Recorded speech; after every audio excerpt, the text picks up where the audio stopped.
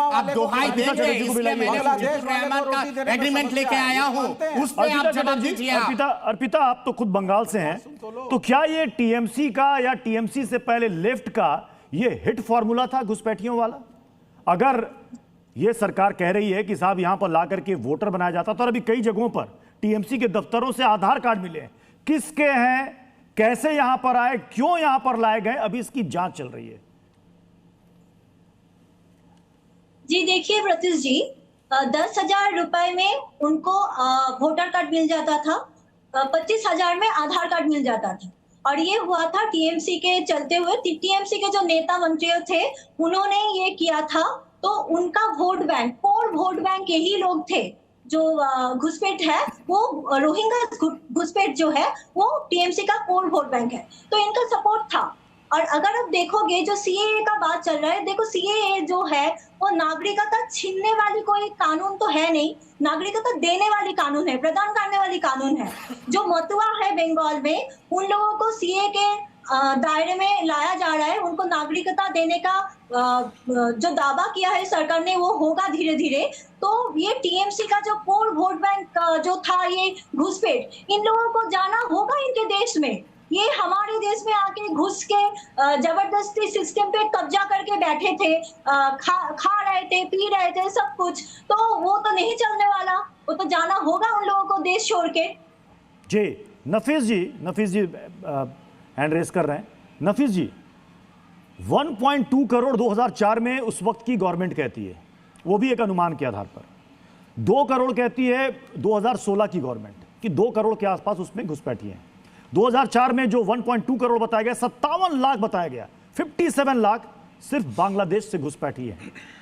अब आप बताइए कि जो आंकड़े हैं पिछली सरकारों की इस सरकारों में, मतलब क्या 57 लाख चले गए? अगर नहीं चले गए तो आज अगर यहां पर हैं तो क्या उनको रहने देना चाहिए या उनको विदा करना चाहिए कि जाओ? प्रत्युष जी देखिए, ये बात बहुत स्पष्ट तरीके से सबको समझनी चाहिए कि ये देश किसी पार्टी का आइडियोलॉजी विचारधारा से नहीं चलती है, देश संविधान से ही चलती है।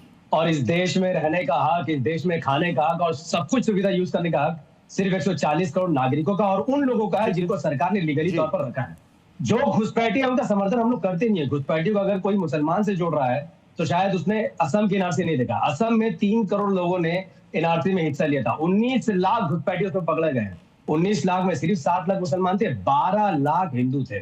अब यहां से होता है प्रॉब्लम स्टार्ट। संविधान कहता है आर्टिकल 15, धर्म के आधार पर सरकार कोई भी कानून नहीं बना सकती है। हम भारतीय मुसलमान कहते हैं कि घुसपैठी वंश घुसपैठिया ऑलवेज घुसपैठिया, सबको धक्का मार के उनके राज्यों में और उनके कंट्री में भेजो। पर आप कह रहे हैं मुसलमानों को सीए के थ्रू नहीं देंगे, पर जितने हिंदू घुसपैठिया उनको दे देंगे। अरे भाई, जो अपने देश का नहीं हुआ वो हमारे देश का कहां से होगा?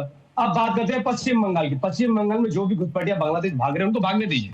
सवाल यह होता है किसने उनको घुसाया, उस पर कार्रवाई कीजिए। और जिन लोगों ने उनका वाकई में वोटर आई कार्ड बनाया है, देशद्रोह का मुकदमा लगाकर उनको फांसी के चक्कर तक चला दिए। भैया, इनके चक्कर में तो हमारी भी बदनामी हो रही है।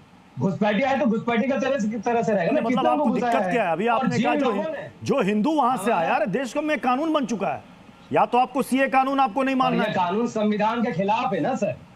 संविधान के खिलाफ कोई भी कानून रहेगा उसको भारत के लोग नहीं मान सकते हैं। आर्टिकल 15 का वायलेशन कैसे कर सकते हैं आप? आर्टिकल 15 साफ साफ कहता है कि धर्म के आधार पर, जाति के आधार पर, लिंग के आधार पर और कलर के आधार पर आपको कानून नहीं बना सकते। आपने सी डबल से मुसलमान को बाहर कर दिया।